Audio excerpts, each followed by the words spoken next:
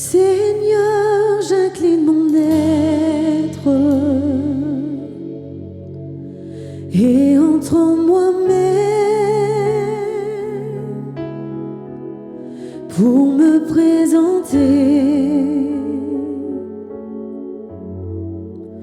aux portes du ciel. Je veux demeurer dans ta sainte demeure et m'y envoler pour toucher ton cœur.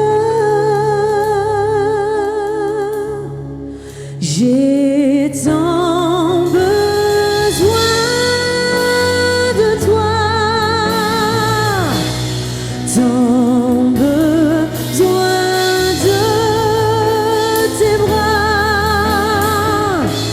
Viens me remplir et affermir ma foi pour accomplir ce que tu veux de moi. Je veux être emporté par le vent divin de ta volonté. Je ferme les yeux dans cette prière pour me retrouver dans ton sanctuaire. Je viens trouver refuge quand surviennent les épreuves et la froideur. À l'ombre de tes ailes, contre ton cœur, je ressens ses battements et sa chaleur.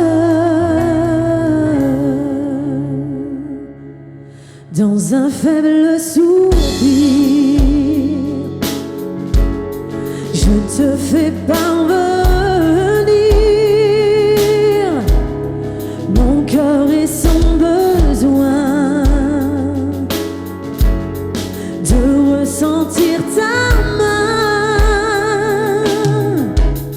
Fais jaillir de mon cœur ta source, ta grâce, ta flamme. Déverse-les en moi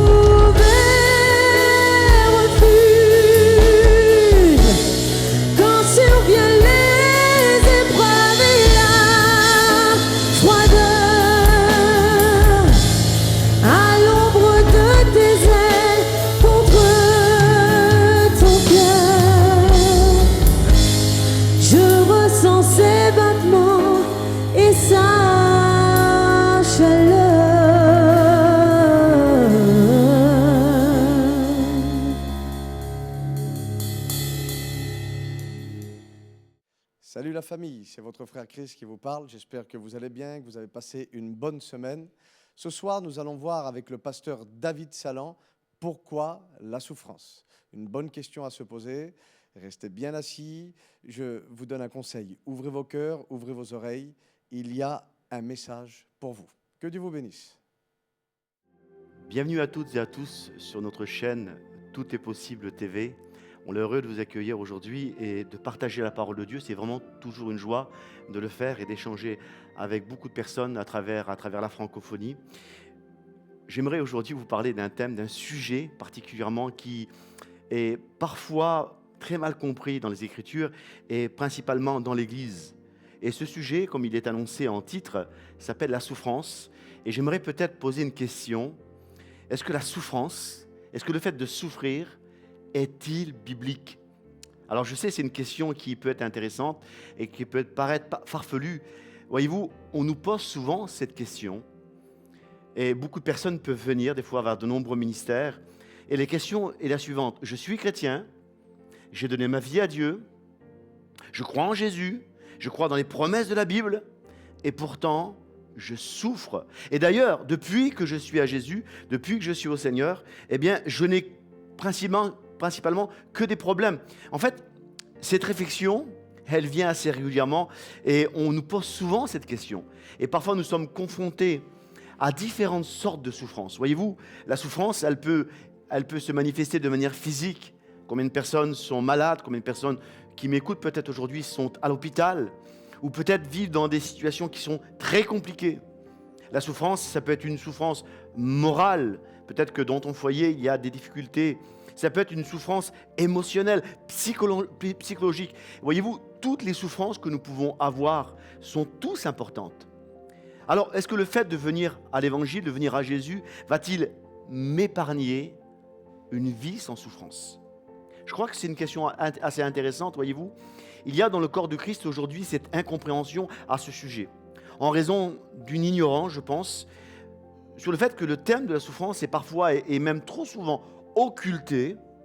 Et certaines personnes n'arrivent pas à comprendre pourquoi à un moment donné, eh bien, alors que l'Évangile, c'est la bonne nouvelle du royaume de Dieu, et alors qu'ils viennent à l'Évangile, eh bien, on se rend compte que sur ce chemin de l'Évangile, parfois, eh bien, on peut connaître malheureusement des temps de souffrance.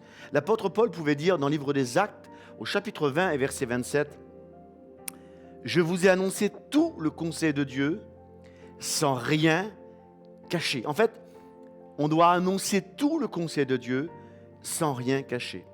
Il faut dire que dans certaines églises, eh bien, ce fait est malheureusement un peu occulté, un peu mis de côté, un peu parfois même ignoré, alors que Jésus pouvait dire dans l'évangile de Matthieu, chapitre 16 et verset 24, à ses disciples, « Si quelqu'un veut venir après moi, c'est-à-dire si quelqu'un veut me suivre, eh bien, il faut qu'il renonce à lui-même, il faut qu'il se charge de sa croix. » Donc, il y a ici un fait avec la souffrance, se charger de sa croix. Cette croix, elle peut avoir plusieurs formes dans ta vie, un mariage difficile, un état de santé difficile, une région du monde où la persécution chrétienne existe. Il y a une croix. Elle a peut-être une forme différente suivant le pays ou la région ou la culture dont tu habites. Mais il y a une croix. Et Jésus nous dit, eh bien, il y a ces moments de souffrance. Voyez-vous, la souffrance est une réalité. La persécution est une réalité dans le corps du Christ. Et ça depuis le début. Selon l'ONG Porte Ouverte, aujourd'hui dans le monde, il y a 360 millions de chrétiens qui sont persécutés dans le monde. J'ai un peu noté les chiffres ici. En 2022, les dates et les chiffres sont assez précis. Il y a eu, depuis l'année passée, 5898 personnes qui ont été assassinées dans le monde à cause de leur foi. Cela nous représente à peu près 16 personnes, 16 hommes, 16 femmes qui ont été assassinés simplement parce qu'ils croient en Jésus. Selon la même ONG, entre cette année 2022 et l'année 2021, il y a eu 5110 églises attaquées, détruites, vandalisées, incendiées, parce que simplement ces églises confessaient que Jésus-Christ est Seigneur. Il y a aujourd'hui dans le monde 6175 chrétiens qui sont aujourd'hui détenus simplement parce qu'ils confessent Jésus il ne veut pas confesser autre chose. Oui, la souffrance est une réalité, la persécution aussi. D'ailleurs, Jésus pouvait nous dire, cette parole nous prévenir, dans l'évangile de Matthieu, chapitre 10 et verset 22. Vous serez haïs de tous à cause de mon nom. Mais Jésus va poursuivre celui qui va persévérer jusqu'à la fin. Persévérer jusqu'à la fin. Et j'aimerais te dire, mon frère, ma sœur, peut-être que tu passes des temps difficiles, des temps de souffrance justement. Eh bien, la Bible, la parole de Dieu, nous invite à persévérer jusqu'à la fin. Et dans ce chemin de persévérance, j'aimerais m'adresser à toi, toi qui m'écoutes, qui est derrière ton écran. Peut-être que tu es dans un lit d'hôpital, peut-être que tu es chez toi, en famille, et il y a des temps de pression, des temps de difficulté, des temps de combat qui sont sur ta vie. Persévère jusqu'à la fin. Dieu est celui qui vient à ta rencontre et qui te donne la force. Là où tu es, Dieu te donne la force. Alléluia. Jésus a dit de manière explicite que la souffrance était le lot de ceux qui allaient le suivre, d'une certaine manière. Paul pouvait dire en parlant du fait que nous sommes enfants de Dieu, et si tu m'écoutes et que tu as donné ta vie à Dieu, et là où tu es, si tu veux dire amen, dis amen à ce que je dis. Oui, si tu es enfant de Dieu, si tu as donné ta vie à Dieu, eh bien tu es enfant de Dieu. Amen. Et ça, c'est vraiment la bonne nouvelle du royaume de Dieu. Paul pouvait dire que si nous sommes enfants de Dieu et héritiers de Christ, il ajoute la souffrance à cette condition dans Romains chapitre 8 et verset 16. En disant ceci, l'Esprit lui-même rend témoignage à notre esprit, alléluia, que nous sommes enfants de Dieu. Or, si nous sommes enfants, nous sommes aussi héritiers de Dieu et co-héritiers de Christ. Et verset 17, si toutefois nous souffrons avec lui. Paul ajoute la souffrance comme quelque chose qui va arriver, qui arrive dans la vie de chaque enfant de Dieu. La Bible nous donne une histoire assez étrange qui peut nous paraître surprenante.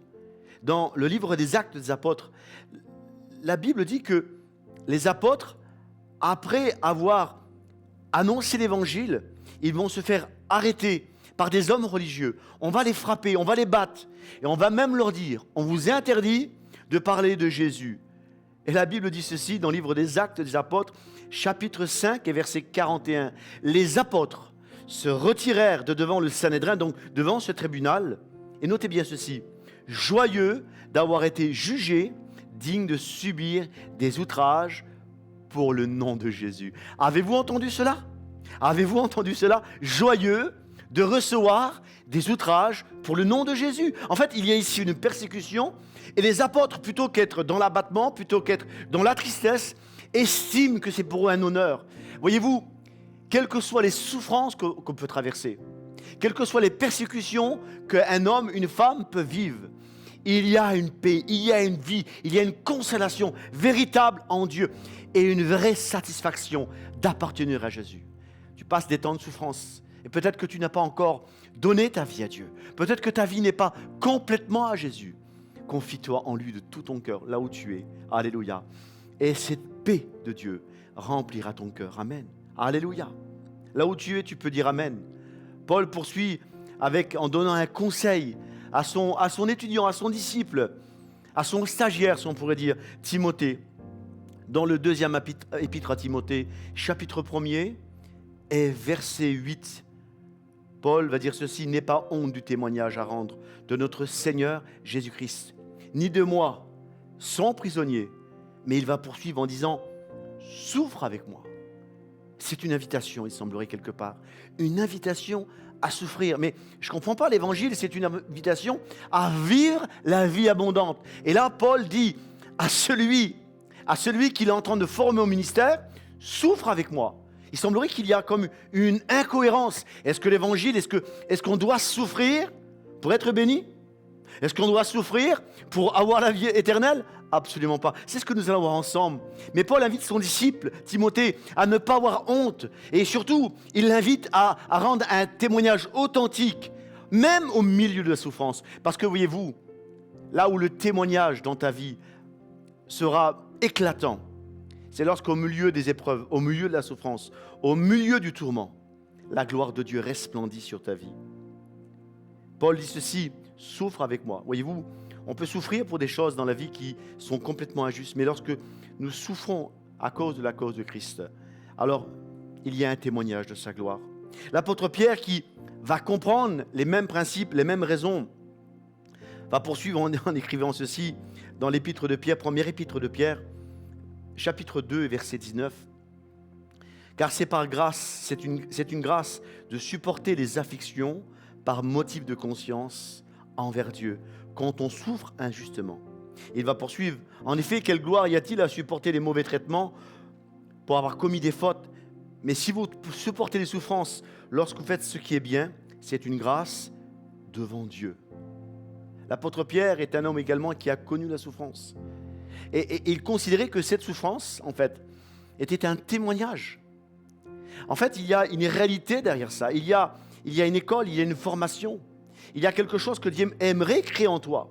Mais quel est le but de la souffrance, en fait? Quel est l'objectif de la souffrance?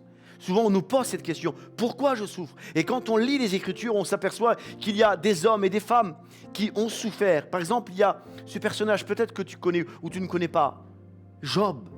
Un homme qui a vu toute la misère du monde lui tomber dessus, sur tous les niveaux. Dans la même journée, il perd tous ses biens matériels, il perd ses enfants. Et il va même jusqu'à perdre sa santé. Et au-delà de toutes ces choses qui sont horribles dans sa vie, les amis qui viennent le consoler, en fait, ne le consolent même pas. Ils viennent l'affliger par des propos pénibles. Et Job, quand vous lisez l'histoire de Job, on se rend compte que tout le panel des souffrances qu'un être humain peut vivre, il le vit, jusqu'à l'abandon total de ceux qui étaient ses amis. Et peut-être qu'à travers cette histoire, tu te reconnais. Tu te vois aujourd'hui dans une situation de souffrance où peut-être que tu as perdu quelqu'un de proche, peut-être que ta santé aujourd'hui est défaillante, peut-être que tes finances, peut-être que ton travail a été perdu, il y a une souffrance morale. Et peut-être que même des amis autour de toi ne comprennent même pas ta situation. Il y a une souffrance psychologique sur ta vie. Job était comme dans un puits profond, comme dans une citerne profonde, où la souffrance était au-dessus de lui. Et je crois ici, à travers cette vidéo, que je parle à quelqu'un. Là où tu es, peut-être que tu t'identifies à cette histoire de Job. Un homme qui souffre. Quel était son crime?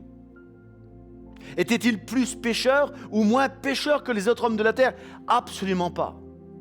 Voyez-vous, il y a une réalité qui concerne tous les hommes. Il pleut sur tous les hommes et il fait beau sur tous les hommes. Il y a des météos physiques et des météos spirituels sur tous les êtres humains. Il y a un fait. Et voyez-vous, la souffrance arrive. Et parfois, on ne sait pas pourquoi elle arrive. Mais j'aimerais t'annoncer une bonne nouvelle. Au milieu de la souffrance, au milieu de ta tempête, au milieu de tes difficultés, Dieu est celui qui se lève lorsque tu l'appelles. Dieu est celui qui vient à ta rencontre. La Bible dit ceci dans le livre de Job, que Dieu va répondre à Job. À quel moment? Au milieu de la tempête, au milieu de ses difficultés, au cœur de son problème, au cœur de sa souffrance, Dieu va se lever sur sa vie. Parce que Job va chercher Dieu. Voyez-vous, parfois, alors que nous sommes atteints par toutes ces souffrances, la première chose qu'on peut se poser, c'est pourquoi? Pourquoi je souffre? Pourquoi je vis cette injustice? Et il semblerait que notre souffrance, et ça arrive malheureusement trop souvent, on place Dieu comme coupable de notre souffrance. La première chose que j'aimerais te dire, mon ami, mon frère, ma sœur plutôt, Dieu n'est pas la cause de tes souffrances. Dieu n'est pas la cause de tes douleurs, mais bien au contraire. C'est la première chose que j'aimerais que tu puisses retenir à travers cette vidéo. Dieu n'est pas la cause de tes douleurs, de tes souffrances. Et la deuxième chose que j'aimerais te dire, que tu puisses retenir et garder dans ton cœur, et là où tu es, tu peux l'invoquer. Et si tu le fais, je crois que Dieu est celui qui va se lever, répondre à ta prière, restaurer ta vie et rétablir ce que le péché, ce que le diable, ce que la maladie, ce que la terre a voulu faire sur ton existence. Là où tu es, du sein de ta détresse, Dieu est celui qui veut répondre. La première chose, non, Dieu n'est pas la cause de tes souffrances. Et la deuxième chose que j'aimerais que tu retiennes, si tu invoques Dieu, si tu l'appelles là où tu es, il est celui qui va te répondre. J'entends quelqu'un me parler tout de suite en commentaire, simplement. Je devine ce commentaire à l'avance et je sais qu'il va se faire. Il va se faire immanquablement. Quelqu'un va dire en commentaire, oui, mais attends, pasteur, moi j'ai prié. Moi j'ai prié alors que j'étais maltraité. J'ai prié alors que j'étais dans la persécution. J'ai prié alors que j'étais dans un trou. J'ai prié alors que la maladie était sur moi. J'aimerais te dire, moi aussi j'ai passé par des temps de souffrance et j'ai prié. Et parfois, j'ai vu Dieu répondre à ma prière. Et parfois, il semblerait que Dieu a comme tardé à répondre à ma prière. Non pas que Dieu était indifférent, et j'aimerais te dire, Dieu n'est pas indifférent. Retiens ça dans ton cœur. Dieu n'est pas indifférent à ta souffrance, à ton problème. D'ailleurs, quand on lit les évangiles, on retient ce texte merveilleux lorsque Jésus arrive devant la tombe d'un homme qui s'appelle Lazare dans l'évangile de Jean, chapitre 11. La Bible dit que les gens pleurent, les gens sont tristes. Et la Bible dit que lorsque Jésus est devant la tombe de cet homme, la Bible dit que Jésus va pleurer. Il est ému de compassion. Jésus souffre avec ceux qui souffrent. Plus loin dans les évangiles, lorsque Jésus voit des gens qui ont faim, Jésus va dire à ses disciples, je suis ému de compassion. Non, Jésus n'est pas indifférent à ta souffrance. Jésus n'est pas indifférent à ton problème. Jésus n'est pas indifférent à ce que tu traverses aujourd'hui.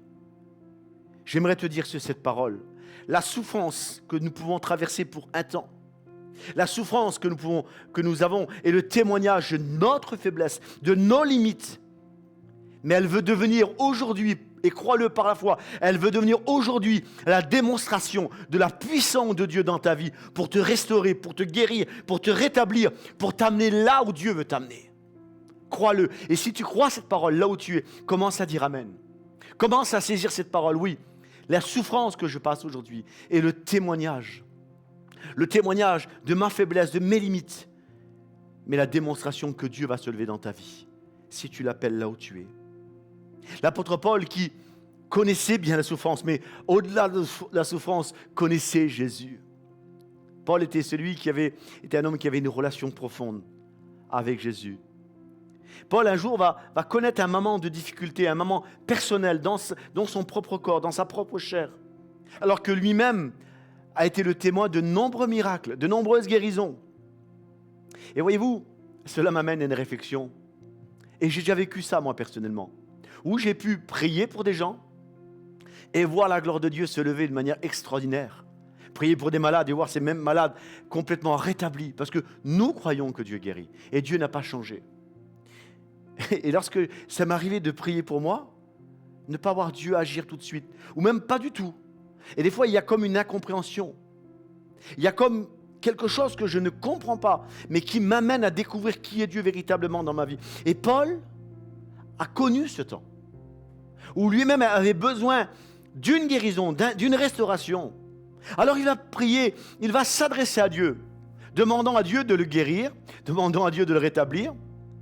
Et Dieu va lui répondre. Et Dieu va lui dire dans 2 Corinthiens, chapitre 12, je vous donne le verset, et verset 9.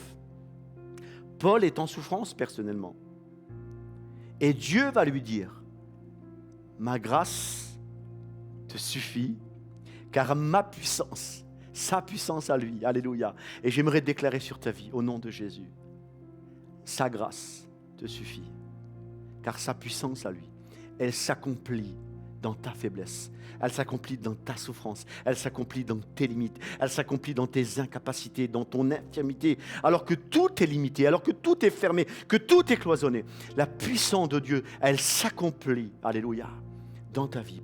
Dieu va dire à Paul, ma grâce te suffit car ma puissance s'accomplit dans ta faiblesse. Et Paul va dire, bien, je veux bien me glorifier de mes faiblesses. En d'autres mots, je veux bien me glorifier de mes souffrances. Je veux bien me glorifier de mes limites à moi. Parce que c'est alors que quand je suis faible, c'est là que lui, il est fort dans ma vie.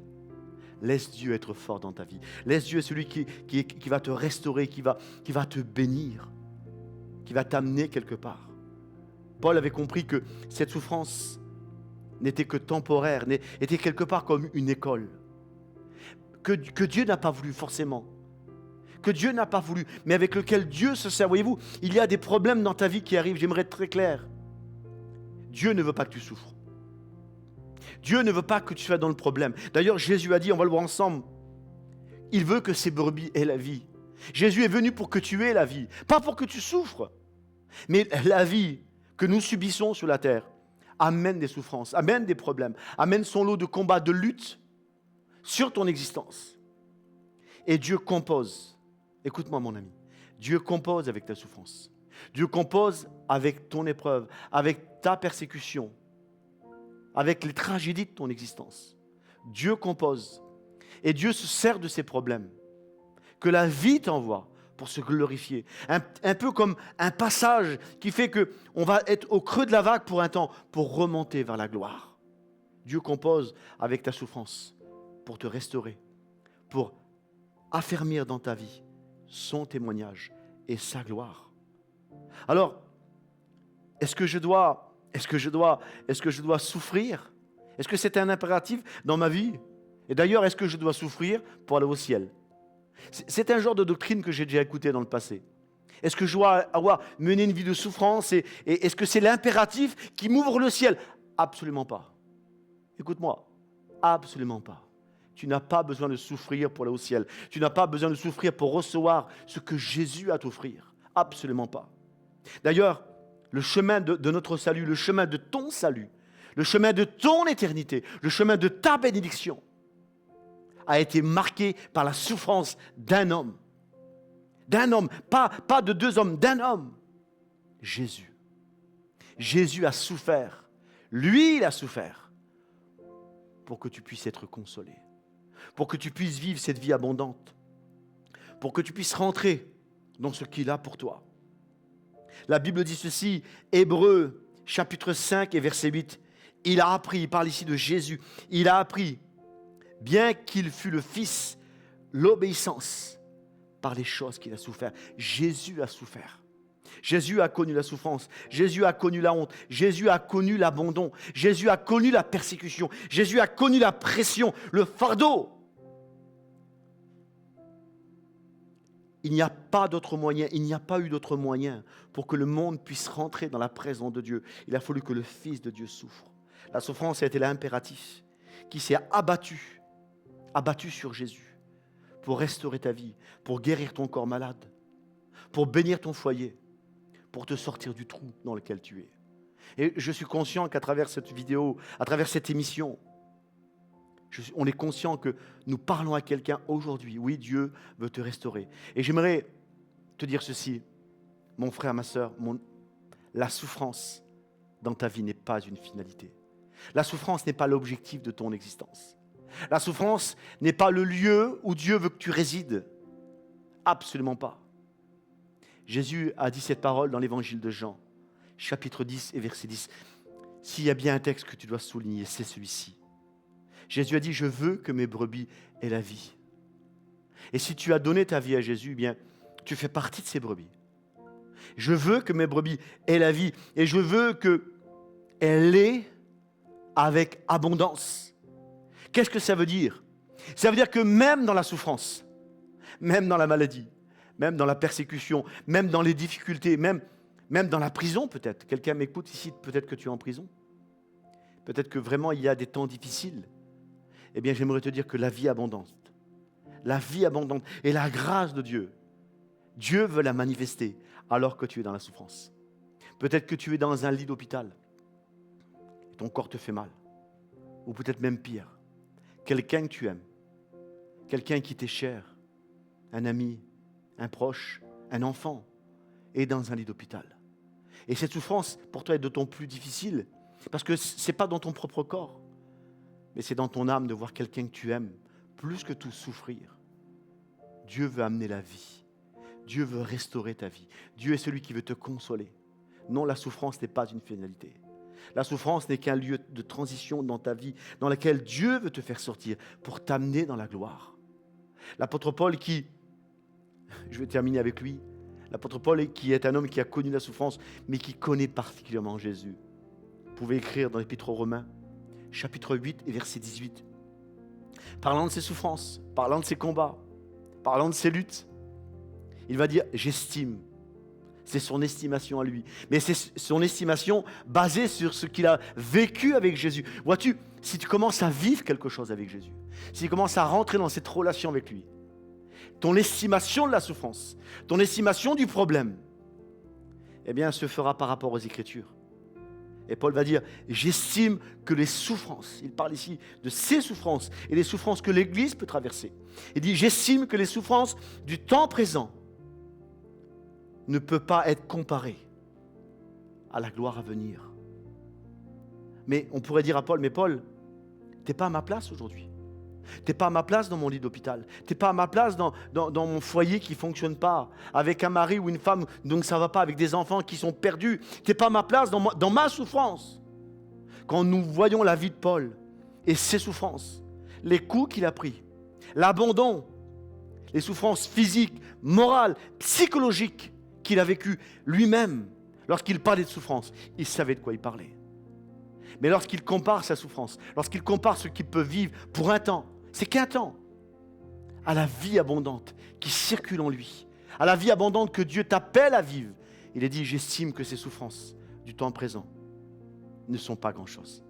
Et j'aimerais te dire, mon ami, oui, les souffrances du temps présent, elles sont une réalité que nous pouvons connaître, mais elles ne sont pas grand-chose à côté de ce que Dieu veut mettre dans ta vie, à côté de ce que Dieu a déjà déposé et est en train de manifester, je le crois aujourd'hui, est en train de manifester à travers ce message. Et là où tu es, si tu veux saisir ce mot, commence à dire Amen. Oui, Seigneur, je saisis cette parole, Seigneur. Et je crois, Seigneur Dieu, que la souffrance dans ma vie, Seigneur Dieu, n'est qu'un temps. Un temps très court, et que tu m'amènes vers la gloire, que tu m'amènes vers la restauration, que tu m'amènes vers la guérison, que tu m'amènes vers la vie abondante. Jésus a dit, je veux que mes brebis aient la vie, et qu'elle ait avec abondance. Là où tu es, j'aimerais t'inviter, si tu veux bien le faire, fermez tes yeux un instant, et confesse avec moi, et dire à Jésus, Jésus, je crois, oui Seigneur, que toi tu as souffert. Tu as souffert pour que je puisse avoir la vie, et la vraie vie. Seigneur, aujourd'hui, je te reçois dans mon cœur. Je vis une vie de souffrance. Il y a des temps de souffrance qui sont dans ma vie. Mais je crois que tu es le Dieu de toute consolation, de toute restauration. Alors aujourd'hui, Jésus, je remets entre tes mains mon fardeau. Je veux recevoir cette vie abondante. Je veux recevoir cette vie, Seigneur, mon Dieu. Et je le confesse. Oui, Seigneur, dans le nom de Jésus, là où tu es, reçois cette vie abondante. Sois béni. Et je vous dis à bientôt pour une prochaine vidéo avec Tout est possible avec Jésus. À bientôt. Amen.